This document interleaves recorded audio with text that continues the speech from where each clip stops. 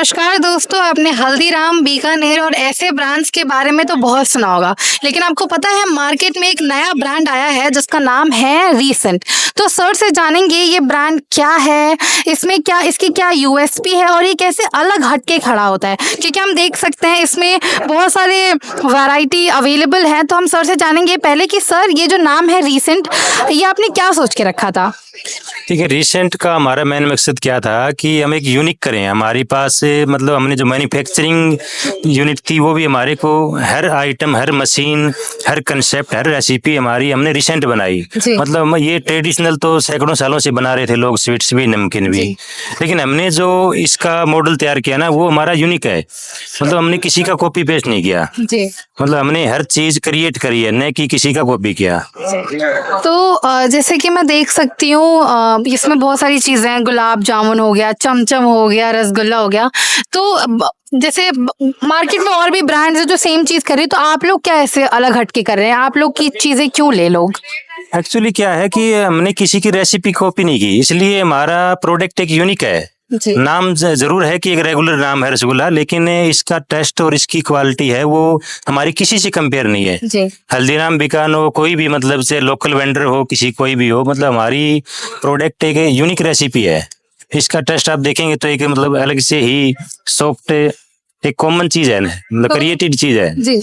तो like market में आप अपने आप को और ग्रो कैसे कर रहे हैं? मतलब कि आपने जैसे ये एग्जीबिशन हो गया, एक ऑफलाइन मार्केटिंग का होगा, तो आपकी क्या मार्केटिंग स्ट्रैटेजी है? आप मार्केटिंग कैसे मार्केटिंग स्ट्रैटेजीज को टारगेट कर रहे हैं? क्या क्या चीजें आप कर रहे हैं? देखिए, मार्केटिंग के लिए मतलब हम लोगों के अवेयरनेस के लिए एग्जीबिशन वगैरह कर रहे हैं, और क्वालिटी की बेस पे क्या है कि हमारा कंज्यूमर ही पर खुद एक अपने आप में एडवर्टाइजमेंट कर रहा है। मतलब जिस कंज्यूमर के पास जाता है वो अपने सैकड़ों को बताता है।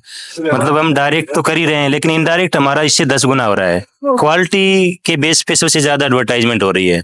तो अगर मैं बात करूं आपके लाइक इसका कितना बिजनेस ये आपने अभी तक ग्रो कर लिया? मतलब कब से शुरू करा था, क्या क्या चैलेंजेस आए? क्योंकि बहुत सारे एंटरप्रेन्योर्स आते हैं जो इस सेक्टर में आना चाहते हैं, तो उनको क्या चैलेंजेस आते हैं, वो उससे कैसे निकल सकते हैं?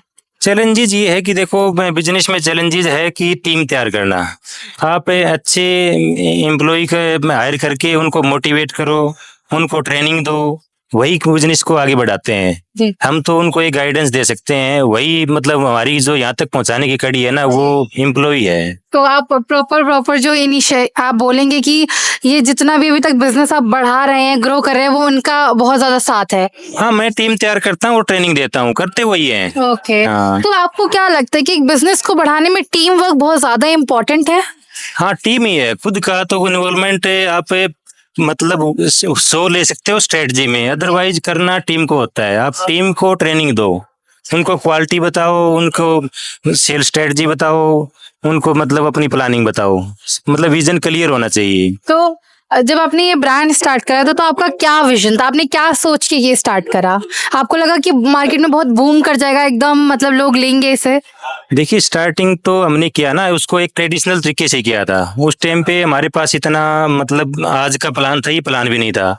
तो हमने 5-7 साल ऐसे ही ट्रेडिशनल तरीके से हमने मतलब नॉर्मल सेम ही रखा। उसके बाद जब हम थोड़ा बहुत इनोवेट हुए, हमारे मेन प्रमोटर के मतलब मेन गाइडेंस है वो मैं चाणक्य डेयरी के एमडी हैं विनोद कुमार दत्त जी। उन्होंने हमारे को कुछ एक अलग से तरीका बताया कि आप एक अच्छा करो, बड़ा करो, साफ करो, स्वच्छ करो, प्योरिटी से करो, कोई टैक्स वरी नहीं करो। तो उन्होंने ऐसी चीजें बताई जिससे कि वो गेम चेंजर था मेरे लिए। मतलब उन्होंने मेरे को ये उपलब्धि की, उन्होंने मेरे को हाँ मार्गदर्शन थे उन्होंने। हाँ, वो आज भी देखेंगे तो आप मेरी कैटलॉग के अंदर मार्गदर्शन में मैंने उन्हीं का ही नाम डाल रखा है, क्योंकि उन्हीं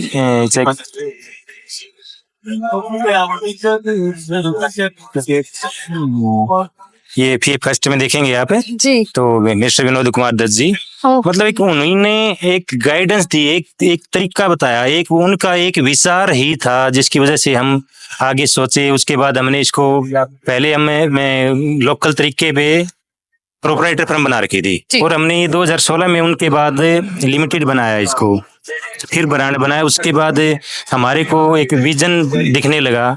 आज हम ये तक प्लान कर सकते हैं कि हमें आने वाले 10 सालों के अंदर इस कंपनी को 10,000 करोड़ की वैल्यूएशन पे लेके जाएंगे, ये हमने लिख रखा है। हाँ। और उसका पूरा एजेंडा तक तैयार है। तो हमारे लिए स्टार्टिंग एक थोड़ा जरूर हार्ड था। चैलेंज तो बहुत आते हैं देखो बिजनेस में, लेकिन उस चैलेंज से ही सीखने को मिलता है। अदरवाइज कोई ट्रेनिंग नहीं होती, कोई ऊपर से कोई बताने वाला नहीं है कि आपको कोई बताएगा जी। आप वो करो तब सक्सेस होंगे। जी। आप करोगे, चैलेंज आएगा, फेलियर होएगा, वही सिखाएगा। ये तो हाँ यही सबसे बड़ी ट्रेनिंग है। जी। तो मतलब आप अपनी जिंदगी को कोई ऐसा किस्सा शेयर करना चाहेंगे कि आपको आपके जिंदगी में कुछ ऐसा हुआ हो कि आपको लगे कि इसके बाद अब आगे नहीं कर सकते बिजनेस, ऐसा कोई है ताकि हमारे दर्शक जो हैं उनको समझ आए कि वो सिर्फ उनके साथ ही नहीं होता, गिर के उठने वाले को ही बिजनेसमैन कहा जाता है। हाँ, यही मेन चीज यही है, गिर के उठने का नहीं। हम भी 3 बार ऐसे फेलियर हुए हैं कि जिसके बारे में मतलब तो आप एक कुछ ऐसे स्टोरी वगैरह शेयर करें जरा। फेलियर का जी। नहीं, फेलियर का ये था जैसे एक बार हमारे को दूध में इतना सडनली ड्रॉप आ गया कि आगे से कोई भी मतलब सेल नहीं हो रही थी, और सेल न होने के कारण मतलब हम पीछे भी कंज्यूमर को मना नहीं कर सकते थे, क्योंकि पशु है वो तो डेली जितना दूध देता है वो देगा। आगे मार्केट मंदा है वो एक अलग बात है। तो हम उस मंदे की वजह से ही हमारे को क्या हुआ कि हमने सोचा कि क्यों ना इस प्रोडक्ट लाइन में जाएं। हम अभी से हम प्रोडक्ट लाइन में आए थे, उससे पहले हम प्रोडक्ट लाइन में थे ही नहीं। तो उसके बाद सेकंड फेलियर क्या हुआ कि हम फाइनेंशियल के बारे में इतना पता नहीं था, तो वो फेलियर की वजह से हमें पता चला कि हाँ मैनेजमेंट कैसे होता है फाइनेंस का। तो मतलब बिजनेस को कामयाब करने के लिए क्या चाहिए होता है वो सारी चीजें। और मैं सबसे बड़ा तरीका मेरे को जो अनुभव है वो यही सिखाऊंगा कि हर चीज को लिख डालो। अच्छा। आप लिखने से क्या होगा कि आपने अपने आप क्रिएटिविटी पैदा हो जाएगी दिमाग में। जी जी जी।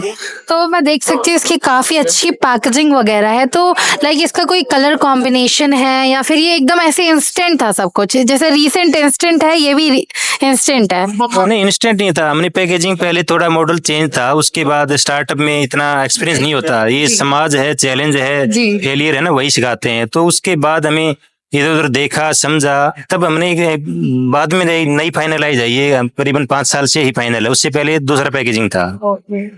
तो काफी अच्छा लगा सर से बात करके। जुड़ेंगे आपके साथ वापस से, और भी काफी ऐसे इंटरेस्टिंग इंटरव्यूज लेकर के आएंगे। जुड़े रहिए MSME संपर्क के साथ। मिलते हैं आपको नए वीडियो में। Thank you.